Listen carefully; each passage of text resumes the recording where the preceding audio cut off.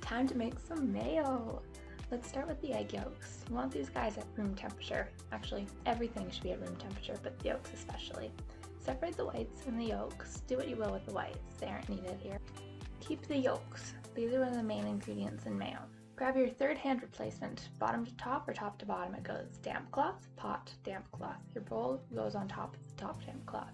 Make sense? This will keep it from sliding around or you having to grow another appendage. Now for the not as necessary ingredients. We've got lemon juice, not freshly squeezed, packaging for convenience and product for flavor. We want to add mostly everything before the oil so it distributes better. Mix that all in and we can move on to vinegar. Another acid, is that necessary? Why yes, it is, and here's why. Flavor. Okay, yes, but actually it also has the lovely quality of having one spin alcohol that is to change things to Ethiobacter bacteria.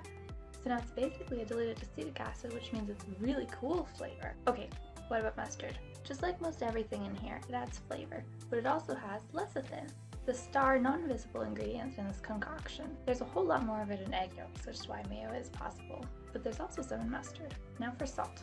Everybody loves salt, it's a big thing. That being said, you will use more than you think, so keep that in mind. Salt brings out the flavors and enhances them, while also adding its own flair. Don't fear it. Canola oil is the other main ingredient in this recipe, if only because of how much you use.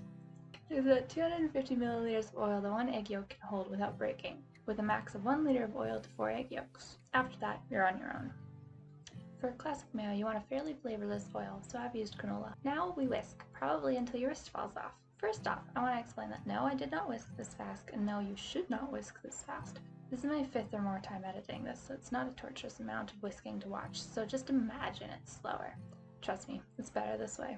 Now that that's out of the way, let's talk about emulsions. There are two kinds, temporary and permanent. Thankfully, mayo is a permanent emulsion, which means that, if made properly, you'll never have to whisk it again. Going back to earlier, emulsions are possible thanks to lecithin. Basically, it works as a stabilizer and allows oils and water-based liquids to mix, thanks to its unique quality of being able to bind with both. To make this work, you need to slowly mix the oil into the yolk concoction. If you go too quickly, it'll get overwhelmed and break down on you. It'll kind of look like oil speckled with egg whites. It definitely won't look creepy, which it should. But never fear, it'll cause a few more dishes, but there's an easy way to fix it. Grab a new bowl, crack, separate, and beat a new egg yolk, just like you did at the beginning. Now drizzle in the broken mayo, carefully this time. And carry on making your mayo with the old broken replacing the oil until it's all properly emulsified. Then carefully adjust the flavors and oil amount as needed. Ta-da! Saved mayo. To spice things up, throw in a pinch of cayenne, both for color and a little kick. Then you want to taste test it just like pretty much anything you'll make, and fix your flavors as needed. Not surprisingly, I need more salt. When you're satisfied with your concoction, it's time to package it up. Generally, mayonnaise is a tad bit thicker than the one that I've made here, but it spreads rather nicely and evenly, and it isn't crazy runny, so I'm happy with how it turned out. Get your money's worth and clean out the bowl as much as you can, then clean up any spills and misses that might have happened. As always, don't forget to label with name and date.